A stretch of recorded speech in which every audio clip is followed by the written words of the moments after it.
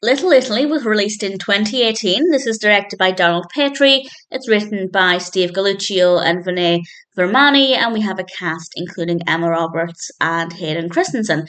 And this is about two people, Leo and Nikki, and their families have rival pizza restaurants.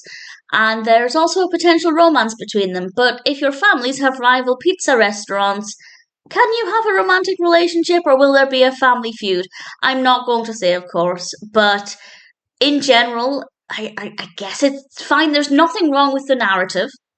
It's just very, very dull. It is very boring. The pacing is fine. It's a very steady pace, but it feels very slow because nothing particularly interesting happens at any point. It's just very, very boring. And the characters are so dull and very bland. They're lacking in any real personality. They're not interesting at all.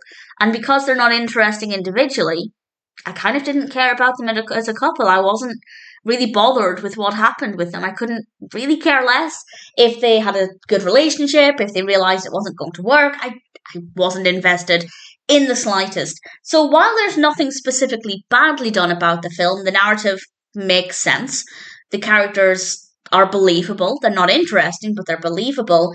Visually, it's okay. The music's fine. Lighting's fine. I made no notes about any of those, so that means that none of it was badly done, in my opinion. But there's nothing about it that's interesting. The narrative is boring, very slow. The characters are not interesting. Unfortunately, it's just not a good film. It could have been, but it was probably never going to be this groundbreaking, amazing film. This kind of narrative very rarely breaks the mold. It very rarely offers anything new and exciting. So I wasn't looking for that. I was just looking for an enjoyable story with some likable characters, and that's all I wanted. And unfortunately, it didn't deliver. The performances were okay. Visually, as I said, not too bad. But other than that, it's just very boring. Do I recommend it? Yes, for background company. If you're doing something else and you just want to film on in the background, yeah, sure, it could be a good one for that. Nothing bad about it at all. You can dip in and out of it, and you're not really going to be missing out on anything too significant. If you're looking for something to sit down and watch and become fully immersed in, I'd say there are better options out there. Again, it's not bad necessarily. There's nothing annoying or irritating.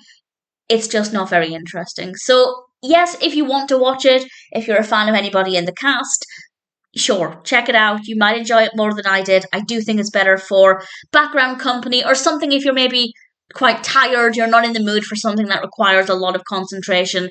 Maybe it's okay for that. But if you're looking for a good story and interesting characters, it's not going to be that film. So, all things considered, Little Italy had the potential to be better. It was probably never going to be amazing, but it's not impossible. But either way, the point there is that I wasn't expecting anything too fabulous, but it didn't even come close to that. Little Italy, all things considered, is at best an okay film. I recommend it if you're wanting something easy to watch, but if you're looking for a good film, then it's not really one that I recommend.